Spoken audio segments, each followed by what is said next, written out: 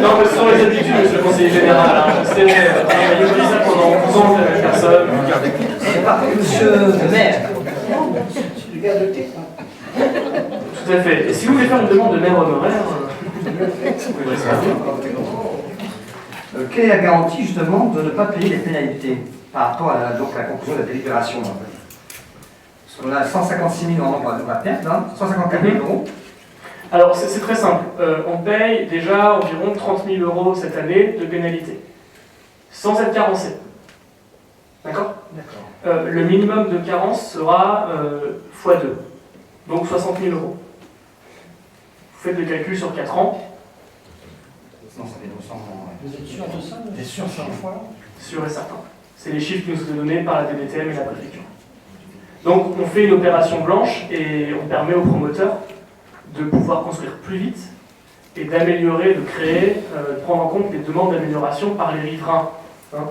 On avait fait une réunion il y a quelques mois avant les vacances avec l'ensemble des riverains pour leur présenter le projet et dépassionner un peu le débat et en prenant en compte l'ensemble des aménagements qui avaient été demandés pour ajuster ce projet.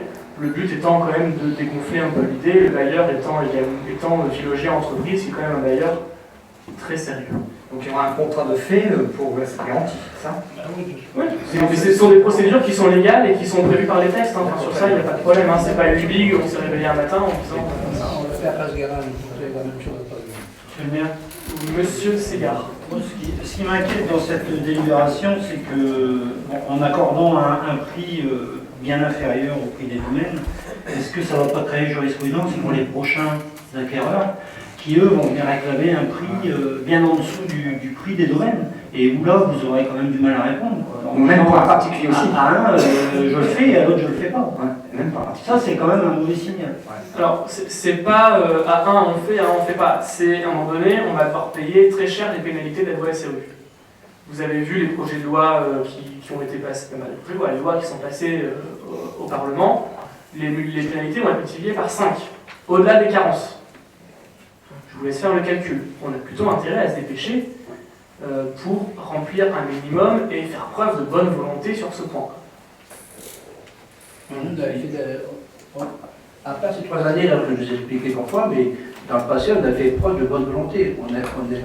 La DTM nous a reconnu qu'on faisait notre travail. Tout à fait. Donc je pense que vous ne serez pas pénalisé au-delà, peut-être là, mais c'est encore un aspect. Enfin, c'est pas encore sûr parce que. On n'a pas encore eu le retour de la préfecture. Comme je vous l'ai dit, on comptait l'avoir aujourd'hui, mais il n'a pas été fait, parce que c'est dans ces jours-ci où on va avoir le retour.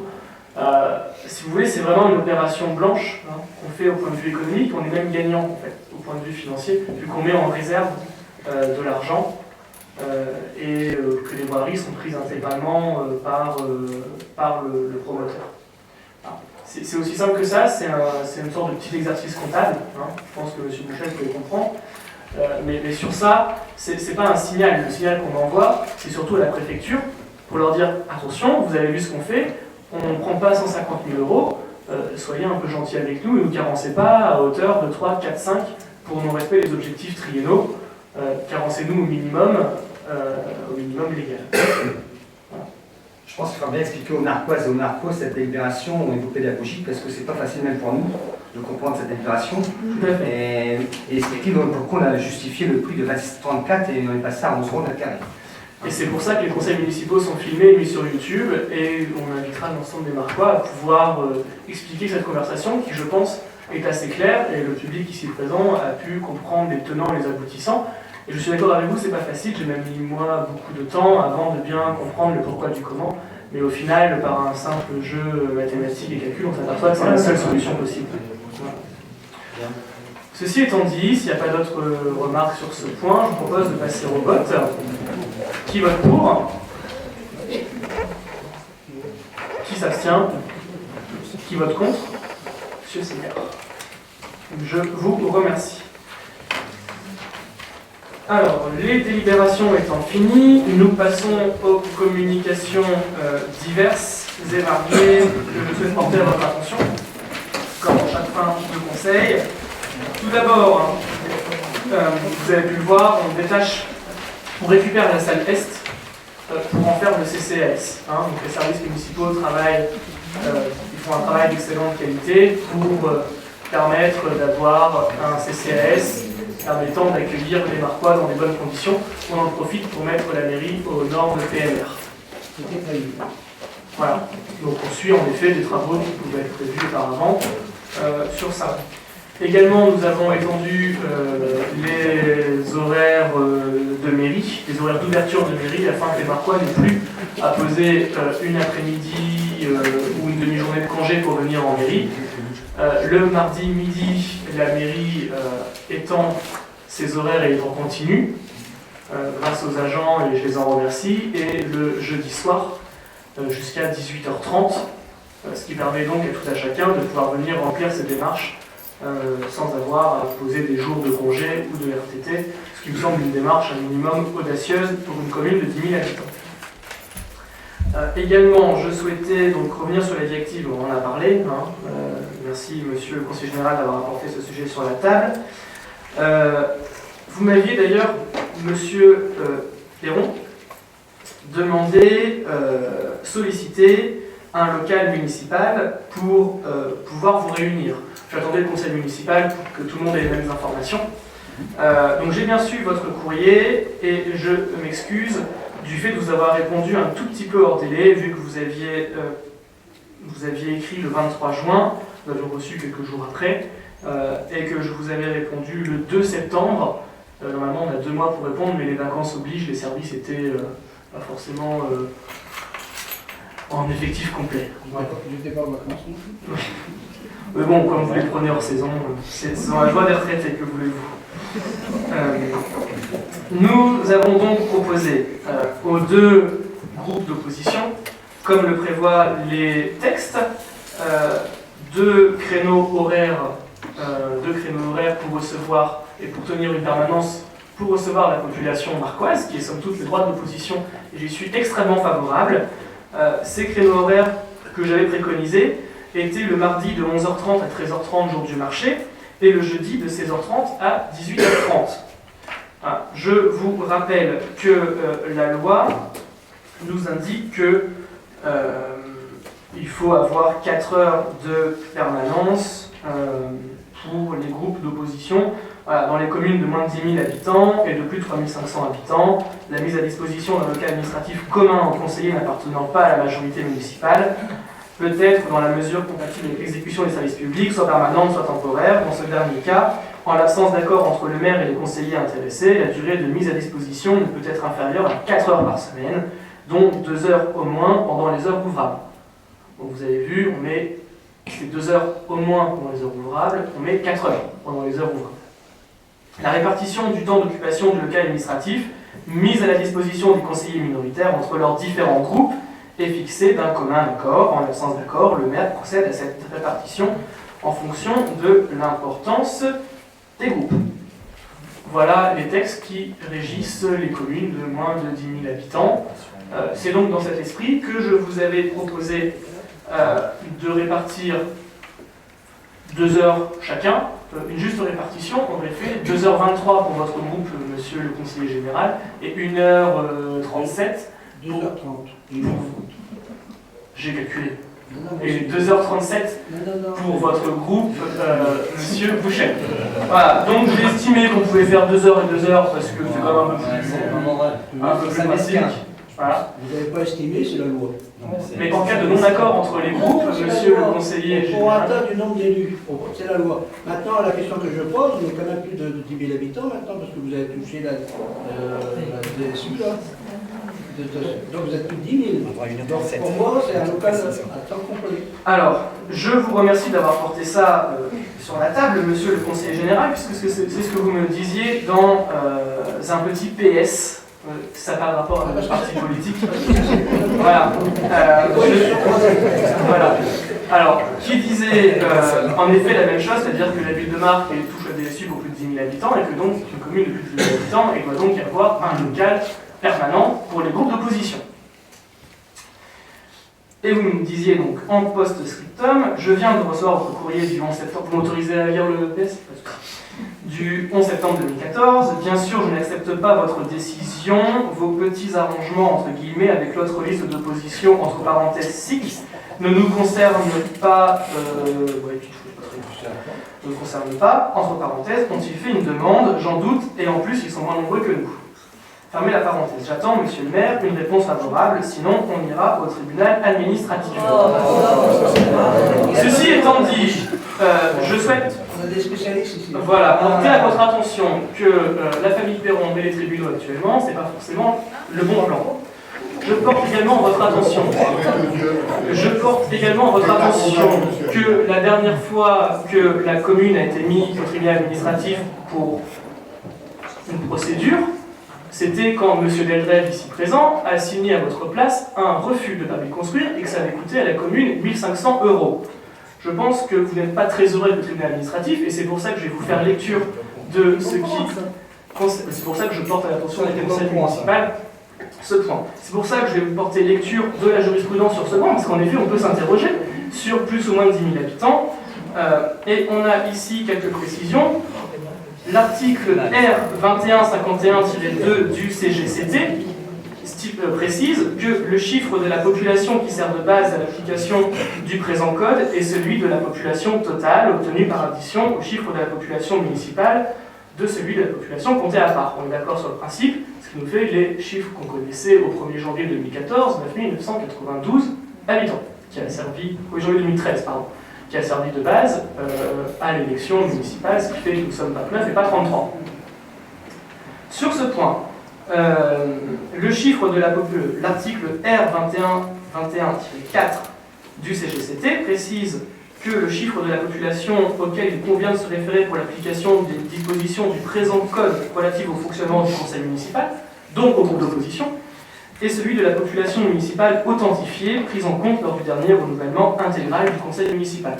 Ce qui veut dire que durant la durée du mandat, enfin pour ce mandat, c'est bien 9 992 qui est pris en compte, et donc on part sur une base de 4 heures, 2 heures ouvrables et 2 heures ouvrables à répartir entre les groupes. Voilà. Pour même tout vous dire, on a également, quelque part dans les papiers, une question qui avait été posée par Marie-Jo Zimmermann pour le groupe Union Mouvement Populaire, qui attirait l'attention du ministre de l'Intérieur sur le cas d'une commune qui, suite à un recensement en cours de mandat, dépasse le seuil de 3500 habitants. Elle lui demande dès lors si les dispositions afférentes aux modalités de convocation du conseil municipal et à l'expression des élus de l'opposition s'y appliquent immédiatement ou si elles ne s'y appliquent qu'à compter des élections municipales. Et la réponse du ministère chargé des collectivités territoriales précise bien que c'est au moment du renouvellement général. Donc on est dans ce cadre-là. Ceci étant dit, voilà, moi je vous propose une solution qui, somme toute, me paraît à peu près correcte, hein, 2 heures par groupe. Les 2 heures, chacun en horaire ouvrable. Quand la mairie est ouverte et quand on a débloqué les créneaux pour que les gens puissent venir sans poser de congé. On a également prévu de mettre ce local au sein de la mairie et pas ailleurs, ce qui vous permet de pouvoir recevoir dans un lieu emblématique. On aurait pu vous mettre au foyer des personnes âgées, par exemple. On a préféré, quand on pensait que la mairie... non, c'est pas... Non, parce que c'est...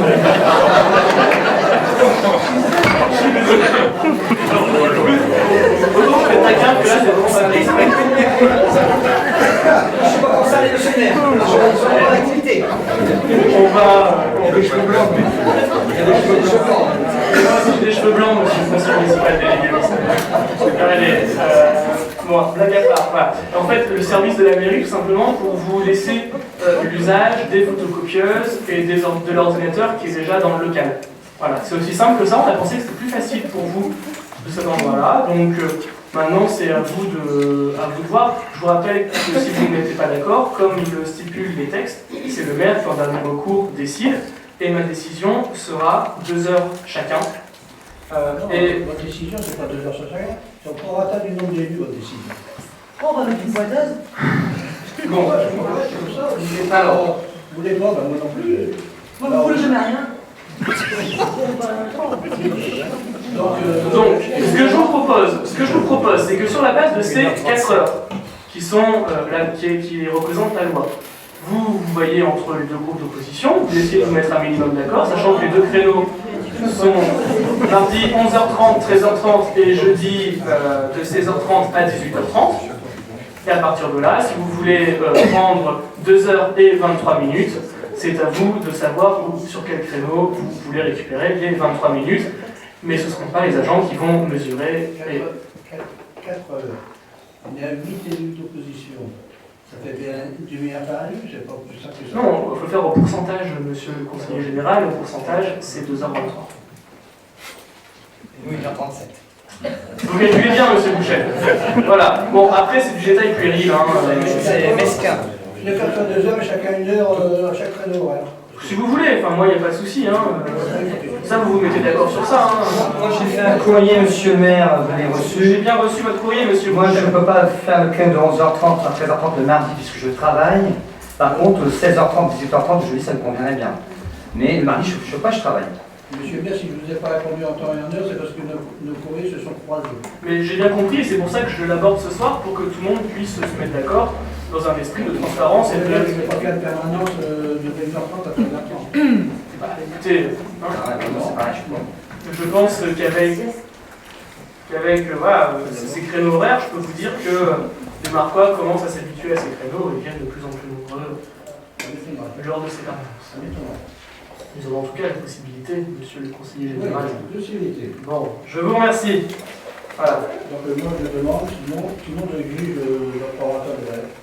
C'est 1 heure chacun. Bon, allez. C'est très bien.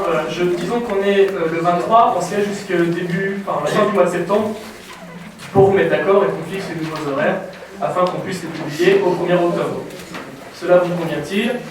Voilà, hein, c'était des dispositions. Voilà. Soyons arrangeants les uns les autres. Voilà.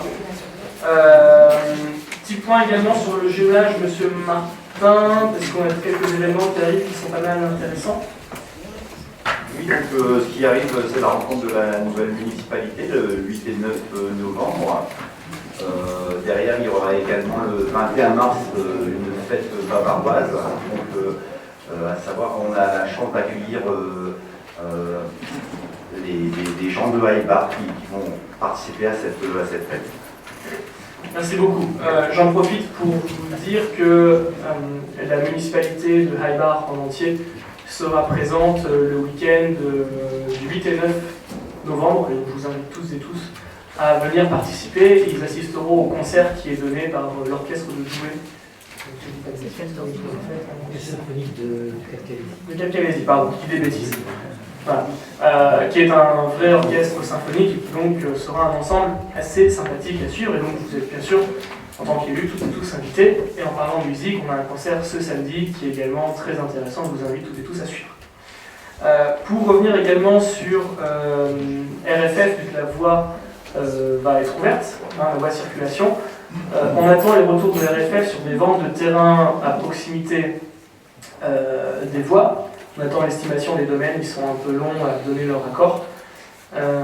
Comme vous le savez, certaines parties de la commune ne sont pas couvertes par des murs anti-bruit, parce que les permis de construire, principalement rue Chamberlain, ont été attribués après notification à la mairie de la modernisation de la voie, et donc RFF considère que ce n'est pas de son ressort d'avoir à couvrir, vu que la mairie, la municipalité et la ville de Marcq a délibérément dissimulé le fait que des habitations allaient être construites à cet endroit-là.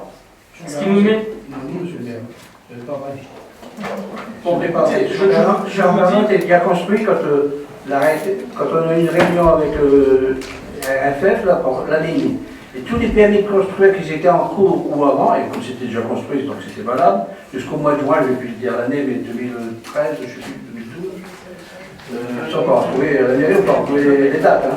Donc, tous les logements étaient construits, j'étais même voir sur place pourquoi faire, que je n'avais pas un mur anti-brûleur, et je me suis aperçu que les maisons, ils ne l'ont pas fait, parce que les maisons étaient très éloignées par rapport à la voie ferrée.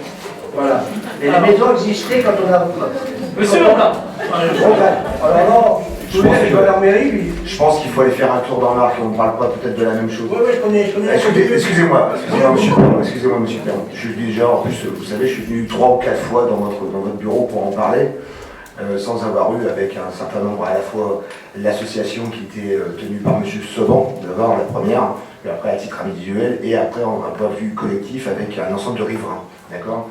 Donc là où je ne peux pas accepter ce que vous dites, c'est que les maisons sont tellement loin que RFF a mandaté, excusez-moi, je vais finir, que RFF a mandaté une société qui s'appelle Acapella, qui est là dans le contrôle acoustique, d'accord? Et il s'avère qu'il y a au minimum 5 maisons qui doivent se faire remplacer l'intégralité de leur baie vitrée qui donne sur la voie, d'accord? Sur des maisons, monsieur Perron, qui ont été construites en 2009. Comment fait-on? Comment font les gens qui viennent d'investir dans une maison en 2009, nous sommes en 2014, vous imaginez refaire l'intégralité d'une façade pour cause de négligence, parce que c'est de la négligence, d'accord, de protection seulement. Non, mais je suis pas d'accord. Les maisons étaient là avant. Non, monsieur le maire disait que c'est pas ce que RFF nous dit, je vous transmets juste ce que RFF nous communique. Non, RFF, on les a rencontrés plusieurs fois, ils ont prévu un mur qui est construit. Qui est construit, y compris à l'EHPAD, mais l'EHPAD était quand même construit après, donc c'était prévu. Toutes les nouvelles maisons après le mois de juin, je ne sais plus, 2012 ou 2013, ils n'étaient plus prévus parce que ce n'était pas prévu à l'avance. Par contre, les maisons individuelles qui posaient problème, ils devaient changer, comme ça arrivait à Passe-Guérin, les maisons en location, ils doivent changer les doubles vitrages. Je vous communique simplement un point d'avancement sur ce projet et ce que nous dit RFF. Je n'étais pas présent lors des dernières réunions techniques, les premières réunions techniques, je n'étais pas élu à cette époque. Ceci étant dit, voilà, on attend l'estimation des domaines pour essayer de voir si on peut faire un merlon, afin de pouvoir protéger des habitations qui ne sont pas protégées par des écrans acoustiques, ce qu'on appelle communément des murs anti-bruit. Également, je vous invite toutes et tous ce dimanche pour la commémoration du 28 septembre, qui est un élément important de la commune, qui est donc au niveau des communes, vous voyez tous la stèle. Ça ira de pair avec la commémoration du 70e anniversaire de la libération de la ville de Marcq, ainsi que en novembre, on aura une petite exposition au foyer de l'âge d'or sur la vie quotidienne des Marquois lors du premier conflit mondial dans le cadre du centenaire de la Première Guerre mondiale. Et je vous invite tous et tous, et les Marquois qui vont nous regarder, qui sont présents dans la salle, et les membres du conseil municipal, si vous avez des objets que vous souhaitez exposer à titre gracieux et qu'on vous rendra bien évidemment après la semaine d'exposition sur des horaires bien précis, à nous les prêter. On fera une convention sans aucun problème. Et le but, c'est vraiment de présenter aux Marquois ce qui était le quotidien des habitants, à la fois à l'arrière et dans les tranchées. Également a été décidée la mise en place d'un conseil consultatif des seniors, sur le même modèle que le conseil municipal des jeunes, qui était également une proposition, donc on va le mettre progressivement en place. Petit point sur la bourse aux étudiants, on en a déjà parlé, évidemment, les tarifs restent les mêmes, vu qu'on n'a pas besoin de passer une délibération, vu que c'est reconduit tacitement.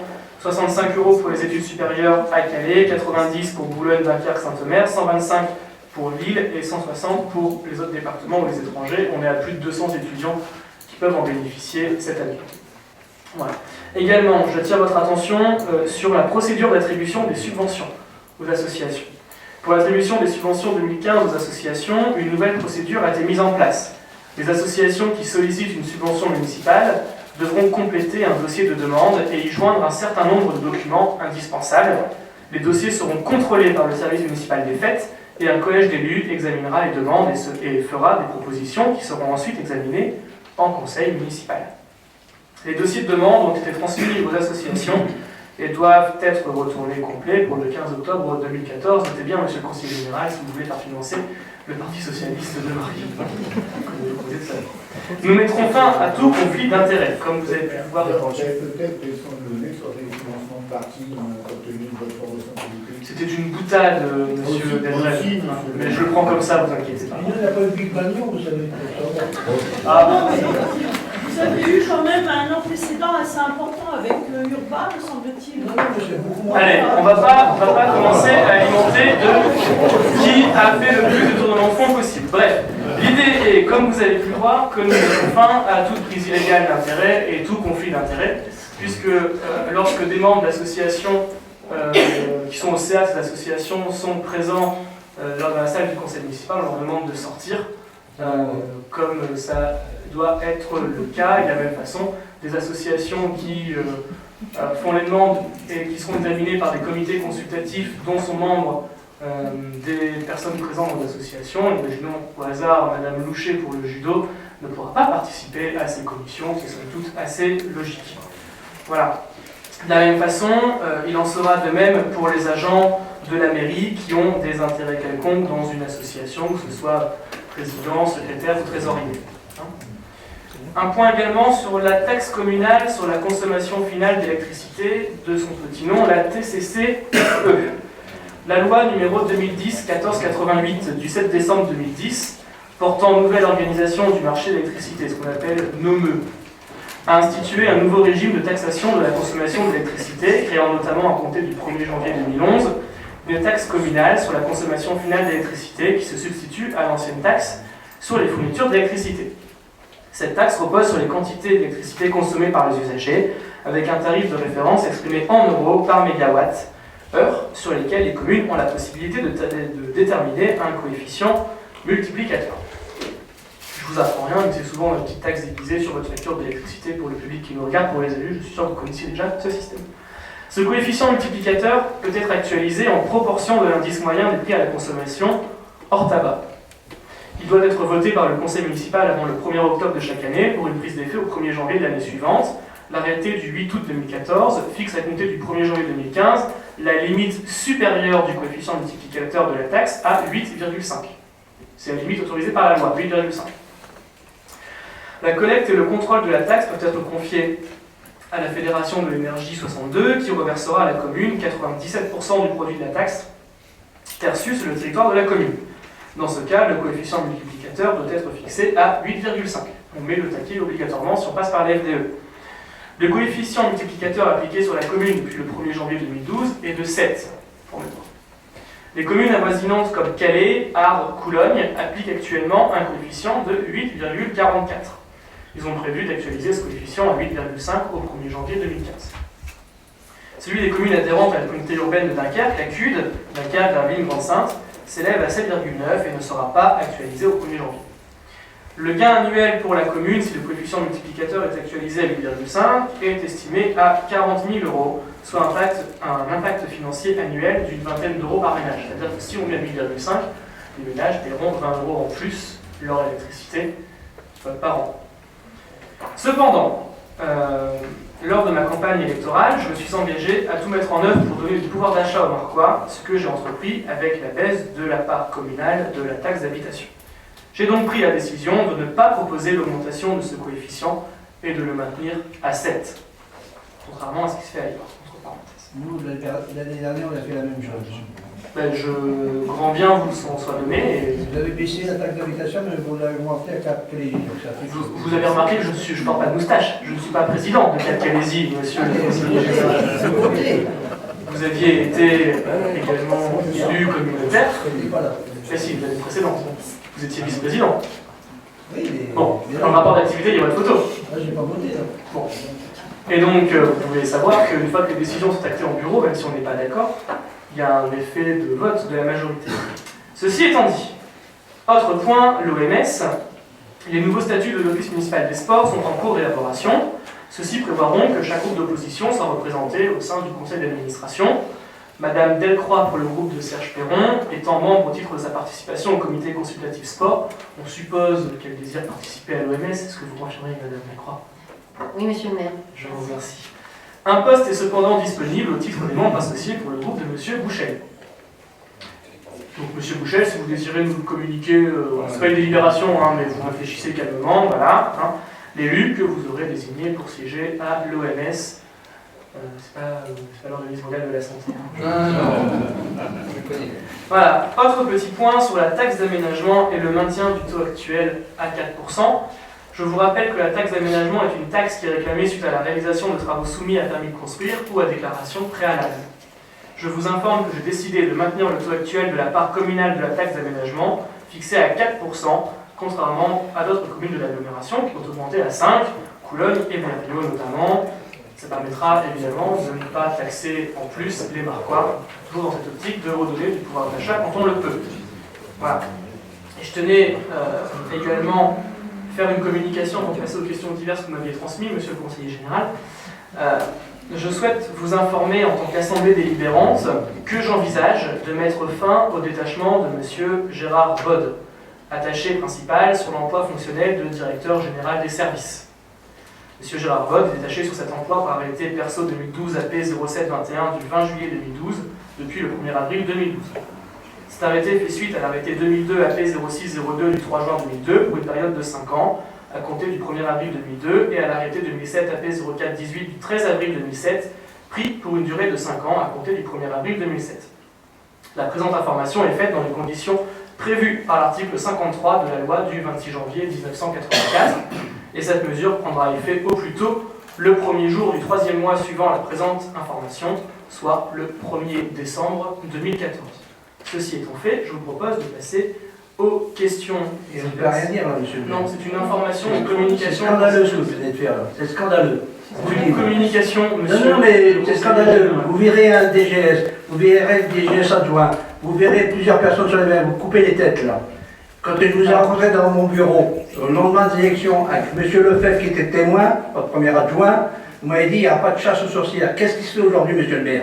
C'est de la chasse aux sorcières. Moi, quand je suis arrivé en 95, je ne verrai personne. Personne. Monsieur le conseiller C'est général. scandaleux ce que vous faites. Malhonnête. Vous avez des gens à mettre. Vous allez arriver avec l'UMP en mairie de Marne. Voilà ce que vous voulez. Au moins, je n'arrive pas avec ma famille, monsieur Perron. Non. Attendez, moi j'ai pas pris le parti.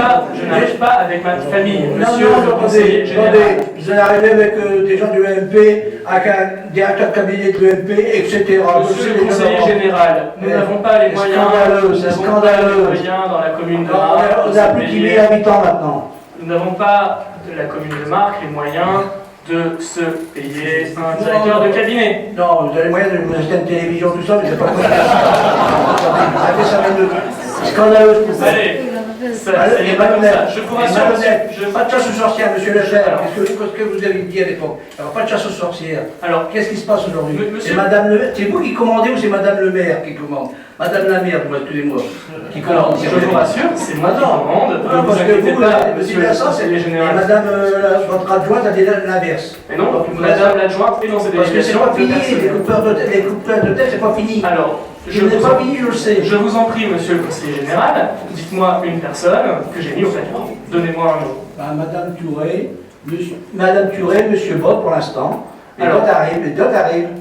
Ah bon, vous pouvez dire je sais. Vous êtes vraiment fort. Je ne vous connaissais pas cette J'avais attitude. déjà déplacé une employée de l'armée d'accueil, alors qu'elle travaillait avec moi. Donc vous l'avez déplacée pour mettre plus calme. Alors, vous comprendrez bien, monsieur le conseiller général, que sur ce cas... Vous mettez des bras cassés avec vous, là. Vous coupez les têtes, vous mettez des bras cassés avec vous. Alors, sur ce cas, monsieur le conseiller général, on parle d'une personne qui était, j'ai repris en secrétariat du DGS et secrétariat du maire, une personne que vous aviez auparavant en tant que secrétaire.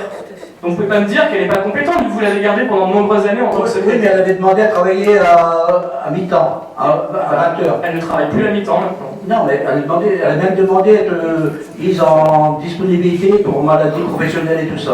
Vous voyez comme quoi c'est quand même grave. Et maintenant on le revoit à plein temps, on fait des gens en pagaille et tout ça. Alors, monsieur le conseiller général, je vous invite à modérer vos propos.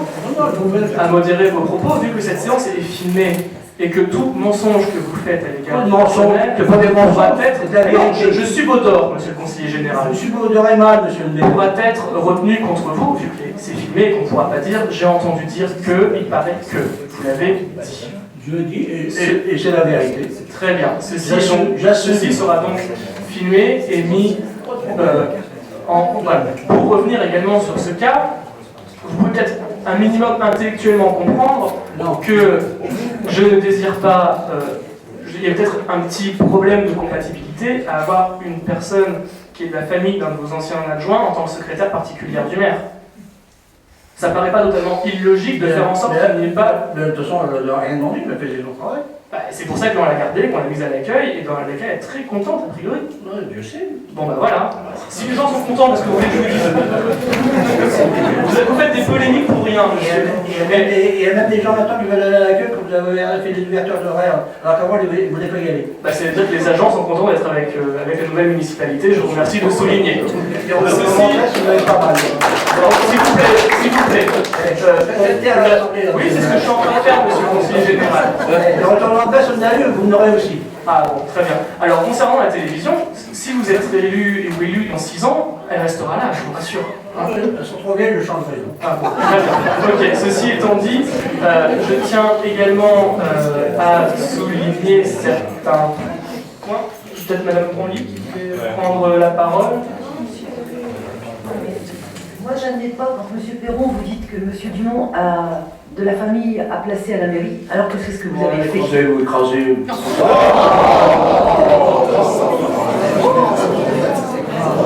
Alors là, je vais profiter aussi pour dire que quand Mme Perron passe dans ma rue, s'amuse à me faire des grimaces. Ça aussi, c'est très intelligent. N'importe quoi. Allez, concernant l'emploi de directeur général adjoint des services auquel vous faites référence, la commune étant une commune de moins de 10 000 habitants, a fortiori, ça n'existe pas. Donc, je ne peux pas supprimer un poste qui n'existe pas. Il faut me dire comment vous faites. Hein. Alors, donnez-moi l'arrêté qui porte nomination. Y a-t-il un arrêté, M. Perron, qui porte nomination? Donnez-moi le nom et le numéro de l'arrêté. Il n'y en a pas. C'est aussi simple que ça. Il n'y en a pas. Donc il n'y a pas de poste de DGA. Voilà. C'est aussi simple que ça. Je suis désolé de vous le dire comme ça, monsieur le conseiller général. Mais vous inventiez des postes pour faire plaisir à votre cour. Voilà la vérité. Oui, mais c'est complètement factuel. Là aussi, je ne vois pas l'intérêt autre que de vouloir faire plaisir, que de créer un poste de DGA qui n'existe pas dans une commune de moins de 10 000 habitants. Et donnez-moi une autre explication. Personne n'est mis au placard concernant ce poste de DGA, puisque tout simplement c'est un poste qui n'aurait jamais dû exister et qui n'existe pas. Il n'y a pas du tout de mise au placard là-dessus. Maintenant, pour en revenir à Madame Compagnie, puisque c'est d'elle dont vous parlez, Madame Compagnie a été très heureuse de repartir à l'accueil, puisqu'elle avait tout à fait conscience d'être prise à un moment donné entre un devoir de loyauté qu'elle devait avoir vis-à-vis de son patron, hein, qui était le maire, et puis également un devoir de loyauté qu'elle devait avoir en famille, puisque étant la belle-fille de M. Dune, ayant quand même des événements qui étaient un petit peu particuliers qui arrivaient chez nous, qui étaient quand même la Cour des comptes, Madame Compagnie pouvait à tout moment être pris entre son affection pour sa famille et son devoir de loyauté vis-à-vis du maire. Donc elle a été très heureuse lorsqu'on lui a proposé d'intégrer la curie. Monsieur Seyard. Oui, simplement une question pour terminer. Je pense qu'on en a pour très longtemps. Ça va vite, pour rassurer.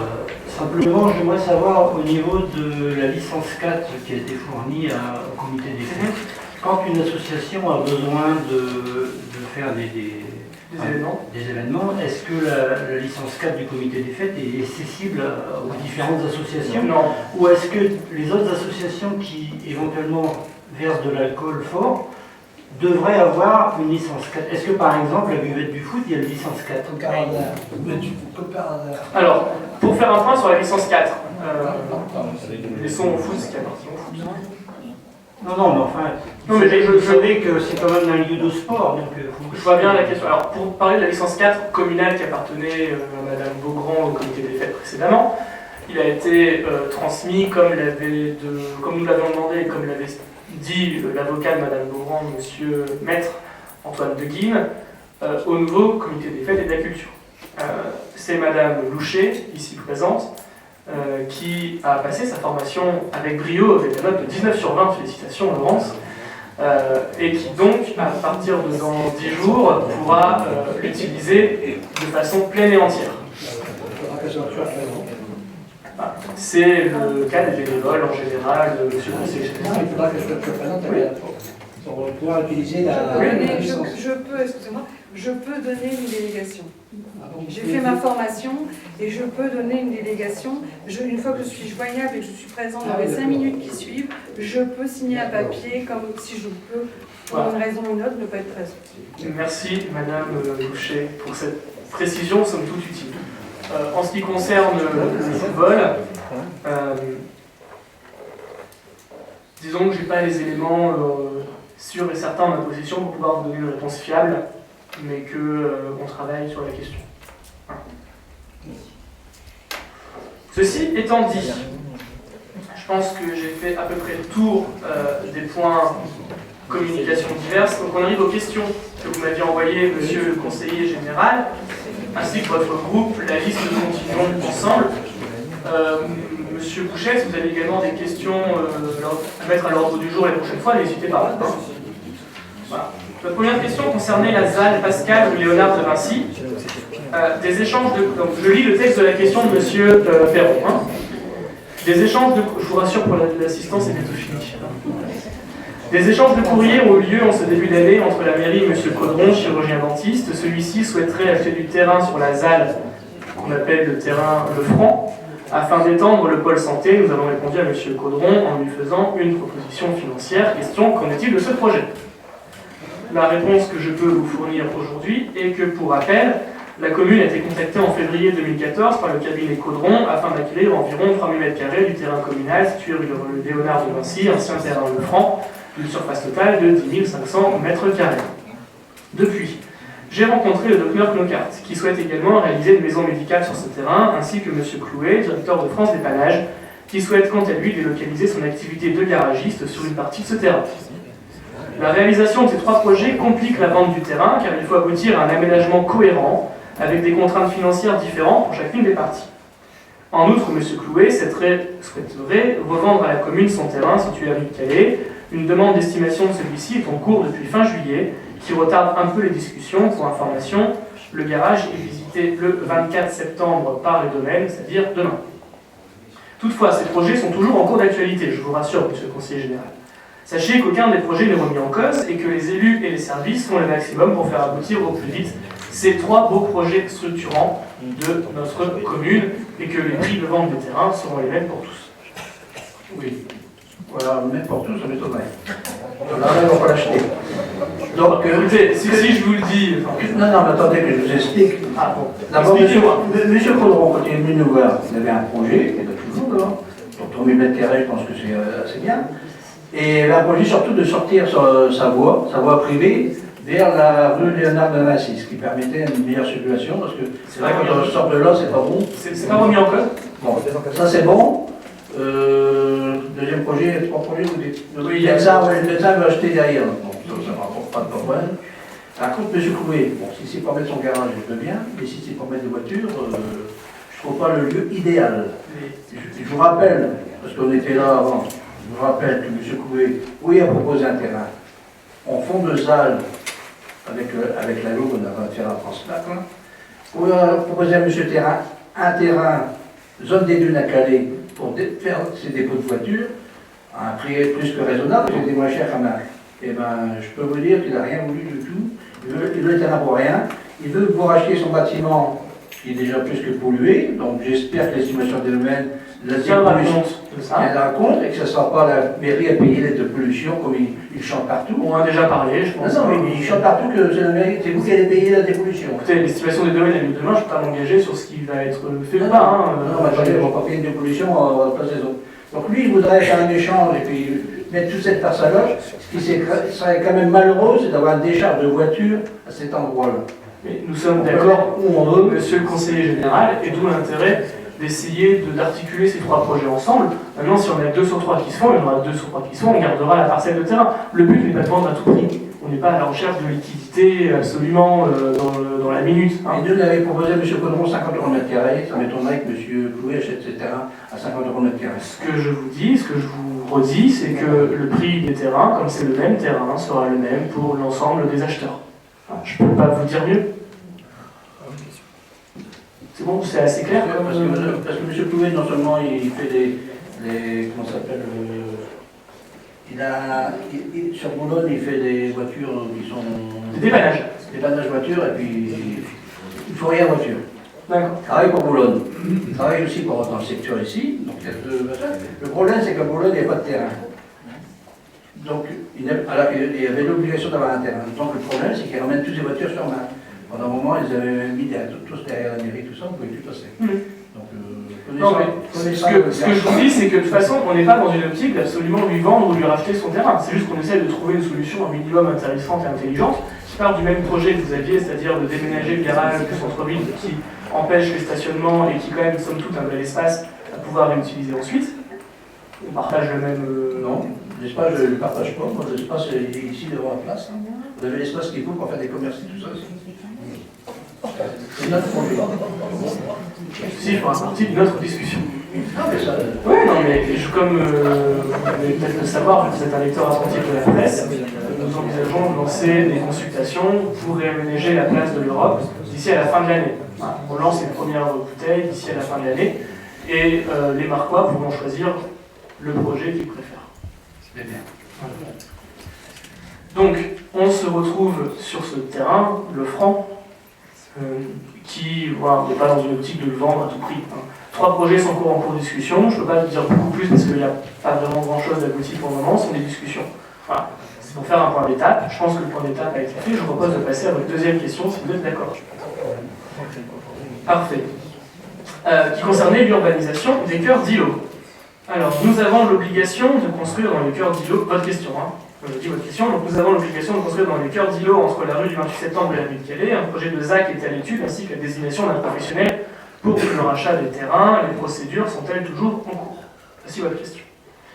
Réponse. Les services de la Direction départementale des territoires et de la mer, la DDTM, avaient imposé à la commune de densifier ses cœurs d'îlots, situés entre la rue de Calais et la rue du 28 septembre, si elle souhaitait en contrepartie être autorisée à étendre l'urbanisation. À cet effet, des études ont été menées afin de déterminer les aménagements possibles dans ces cœurs d'îlots, ainsi que la procédure adaptée, à savoir la réalisation d'une zone d'aménagement concertée, l'appel ZAC. Cependant, depuis que le schéma de cohérence territoriale, notre ami Scott, est devenu exécutoire en mars dernier, la position de la DDTM s'est considérablement assouplie. En effet, le SCOT prévoit une enveloppe foncière pour chaque commune, 12 hectares dans la trame urbaine et 27 hectares en extension en ce qui concerne la ville de Marc. Dorénavant, tant que cette enveloppe n'est pas dépassée et que les études démontrent l'intérêt de ne pas densifier les cœurs d'îlots, notamment la préservation de l'environnement, il ne nous est plus imposé de construire sans distinction dans les 3 cœurs d'îlots. En ce qui me concerne, je suis favorable pour densifier le premier cœur d'îlot dans la mesure où une partie des terrains a déjà été vendue, ce qu'on appelle le projet Pas-de-Calais Habitat. Si vous me permettez de faire un petit point sur ce projet Pas-de-Calais Habitat, qui est aujourd'hui au point mort, et je le regrette. Le bailleur social du Conseil général, après avoir investi et acheté le terrain, s'est rendu compte qu'à Marc, il y avait de l'eau sous la terre. Devant tant de surprise, bah oui, de l'eau à Marc. Pas-de-Calais Habitat m'a fait connaître sa volonté de ne plus investir sur ce terrain. Voilà. Que voulez-vous, c'est ce qui arrive quand des dossiers sont peut-être montés un peu à la va-vite. Pour continuer les projets, le bailleur Pas-de-Calais Habitat demandait à la commune de prendre en charge l'ensemble des voiries du projet, soit un total de 600 000 € hors taxe.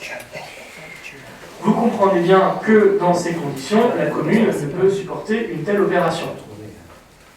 J'ai donc récemment demandé à plusieurs promoteurs d'étudier la possibilité de reprendre ces terrains afin de densifier ce cœur d'îlot et je les ai orientés vers la création d'un béguinage. Je vous tiendrai informé des suites du dossier sur ce point, sachant qu'on est vraiment, on vient d'apprendre pendant les temps de vacances que le projet était mort pour le bailleur social du Conseil général, Pas-de-Calais Habitat. Pour revenir au sujet principal qui était les cœurs d'îlot et celui entre la rue du 28 septembre et la rue de Calais, je m'oppose fermement à la vente forcée, ou plus ou moins forcée, des fonds de jardin des particuliers. Je considère que la propriété privée est un droit inaliénable. Par conséquent, j'ai décidé de ne plus donner suite à ces études dans la mesure où les contraintes ont évolué avec le SCOT. La question du devenir de ces cœurs d'îlot sera étudiée dans le cadre de la révision générale du PLU et l'étude de densification sera réalisée à cette occasion. Concernant les négociations foncières, elles ne sont pas abandonnées, mais ont été orientées au regard des nouvelles contraintes. Voilà ce que je pouvais vous dire sur ce point. Il nous reste un tout dernier point Sur ce point, simplement une information. C'est pas un projet qui a été fait à la va-vite, puisque c'est un projet qui date au moins de 10 ans. Écoutez, apparemment, découvrir qu'il y a de l'eau à Marc, sur les 3 cm de terre. Le projet était déjà en cours quand on avait la fameuse gendarmerie, là, on devait le construire là. Après, on a pu construire la gendarmerie parce que M. Vandelfond nous l'a repris, heureusement parce que ça ne peut pas construire. Peut-être tant mieux parce qu'à un moment, on n'a pas de. Et après, d'autres projets, puis ça traînait, on a des gens là-bas qui sont pas aptes à sortir un projet. Donc après, au moment c'est vous qui êtes conseiller général, monsieur le conseiller général. Attendez, sur le bailleur social. C'est une émission du conseil général, mais c'est pas nous qui gérons, il y a un conseil d'administration pour ça. Donc moi, ce que je propose maintenant, j'ai vu que le panneau était retiré. Maintenant, s'ils ne veulent plus faire, tant mieux, parce que déjà, aussi près, ils devaient faire, ils n'ont pas fait, je dis non. Voilà, je vais faire un point d'étape. Par contre, une réflexion simplement sur le béguinage, qui est une bonne idée, parce que moi je pensais mettre un béguinage plus du côté des pattes que là. Oui, mais si vous voulez, si on a un pôle béguinage, EHPAD et projet de la vie active, ça commence à faire un peu lourd en termes de dynamique de population. Non, mais, il vaut mieux privilégier. Il y a 10 hectares. Oui, mais il vaut mieux privilégier le lien intergénérationnel, monsieur le conseiller général. Je pense que ça peut être plutôt intéressant d'avoir, comme ça se fait dans beaucoup de projets, je prends l'exemple de la résidence de la Rouge-Camp à Loquet, où on a une crèche à côté d'une maison, d'un lieu de résidence pour personnes âgées. C'est des choses comme ça qui sont plutôt intéressantes, et c'est l'orientation que je souhaite donner à la commune, favoriser les liens entre personnes et surtout le lien intergénérationnel. Ceci étant dit, on a encore l'article 8, le point 8 du conseil municipal à voir, qui est les communications de marché. Je suis désolé de vous faire des pages euros. Marché public, procédure adaptée. Premier point, sur les régies, création, modification et fixation des tarifs. On a fixé les tarifs avec la régie de recettes de la MNE de juin à août 2014. Donc pour les ateliers, sur les tarifs entre 2 et 5 euros l'atelier, par exemple la tarte agroport, dans le vent, le droit d'oiseau, sinon la nature, à la pêche. Pour la régie de recettes cimetière, on a modifié le mandataire suppléant en remplaçant Madame Magnier par Madame Jouot. Pour la régie de recettes redevances des manifestations organisées par la ville de Marc, on a institué la régie pour l'encaissement des recettes liées aux différentes festivités. Pour la régie de recettes redevances des manifestations organisées par la ville de Marc, on a nommé un régisseur et un mandataire suppléant en la personne des agents qui s'occupent du côté des fêtes, Madame Gessler et super Madame Guadin. Régie de recettes de redevances des manifestations organisées par la ville de Marc pour les repas du 14 juillet. On a fixé le tarif à 20 euros par adulte et 8 euros par enfant, comme vous avez pu le voir. Régie de recettes de location de matériel de sonorisation, on a modifié le mandataire suppléant. Régie de recettes de location de salle municipale, on a modifié le mandataire suppléant. Et le régie de recettes service des fêtes, on a modifié le mandataire suppléant. Ces 3 régies ne changent pas en fait de personne, mais juste de nom, puisque le mandataire suppléant a changé de nom de famille suite à un événement familial. Pour la régie de recettes aire de camping-car, on a nommé un deuxième mandataire suppléant, la personne de Madame Cindy Loyer. Pour la régie de recettes de la MNE, fixation des tarifs des spectacles de juillet-août 2014, on a mis comme tarif pour les spectacles compte 3 euros par personne et gratuit pour les moins de 12 ans. Pour la régie de recettes de la MNE, fixation des tarifs de parade en calèche, on a fixé à 5 euros par personne ce tarif. Pour le régie de recettes de la MNE, la fixation du tarif de promenade en poney, on a fixé à 2 euros. Voilà ce que je pouvais dire sur ces régies. On a également ouvert une ligne de trésorerie qui est en fait un renouvellement de ligne de trésorerie de la caisse d'épargne à hauteur de 300 000 euros. Cela permet de faire des tirages de fonds en cas de nécessité et de les rembourser dès l'encaissement des recettes. C'est pour favoriser le cash flow, c'est aussi simple que ça. C'est des facilités de trésorerie. Pour les marchés publics, les procédures adaptées. Pour la fourniture de voirie, on a fait un marché à bon de commande pour l'achat des fournitures nécessaires aux services techniques pour faire les travaux de voirie, avec Eiffage TP, minimum des achats 10 000 hors taxes et maximum 20 000 euros hors taxes. Pour la réfection de toiture, marché pour les travaux de réfection des toitures des bâtiments communaux, ce sont souvent des réparations à faire en urgence, on parle de toiture, de fuite, etc. Avec la société Mac Toiture pour 5 000 euros hors taxe minimum et maximum 20 000 euros hors taxe. Pour les feux d'artifice, le marché pour la fourniture de feux d'artifice pour le 14 juillet durant 3 années avec Eurodrop pour 13 750 euros hors taxe. Pour la maîtrise d'œuvre d'église des M, on a fait un marché de maîtrise pour la préparation et le suivi des travaux de réhabilitation de l'église des M. C'est un cabinet lillois qui a de nombreuses références dans ce type de travaux qui avait été sélectionné sur la procédure régulière mise en place, qui est l'architecture MKT à hauteur de 74 880 euros hors taxe. Pour le séjour à la neige, on a fait un marché pour l'accueil des enfants lors du séjour à la neige en février, ça a marché de 2 ans. Le coût par enfant est de 655 €, comprenant le transport, la pension complète, les cours de ski, les animations et les visites avec la société ADP Junior, donc à hauteur de 655 € hors taxe par enfant sur 2 ans. C'est toujours le même endroit, monsieur le maire? A priori, ça ne va pas bouger. Voilà. Pour l'audit financier, on a fait le marché pour la réalisation de l'audit financier de la commune avec des PL Conseil 13 000 € hors taxe. Pour le mobilier scolaire, marché de l'acquisition de mobilier scolaire suite à la création d'une classe supplémentaire pour compléter les équipements avec Eddy Bureau pour 8 421 € et 58 centimes hors taxe. Pour location de matériel de voirie et nacelle, on a fait des marchés à bon de commande pour location du matériel de voirie et location de nacelle indispensable de services techniques pour effectuer les travaux, divisés en 2 lots. Le premier lot du matériel de voirie avec Salty, maximum 19 195 € hors taxe, et pour le lot 2, les nacelles, Salty également, maximum 4 334 € hors taxe.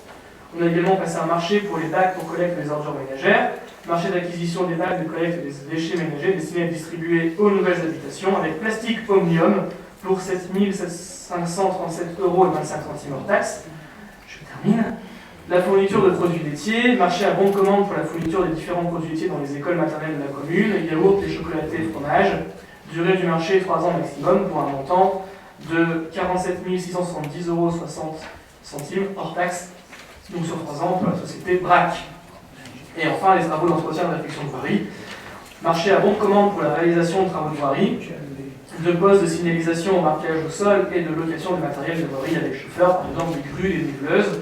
Le lot 1, divisé en 3 lots, donc lot 1, travaux de voirie avec Amber TP, montant total du marché 80 000 € hors taxe. Le lot 2, travaux de signalisation à la société Signaux Giro, montant total du marché 20 000 € hors taxe. Et la location de matériel avec chauffeur, l'entreprise Yann, pour le montant total du marché de 50 000 € hors taxe. Ceci clôture cette réunion du conseil municipal. Et pas d'autre remarque, je vous invite à prendre un verre de...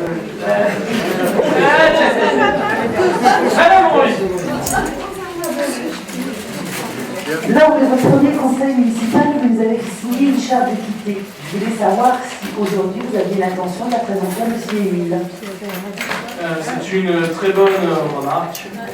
Monsieur Émile, nous avons à l'entrée de cette salle une charte d'éthique qui n'avait pas été signée par le groupe de M. Perron, mais avait été signée par le groupe de M. Boucher.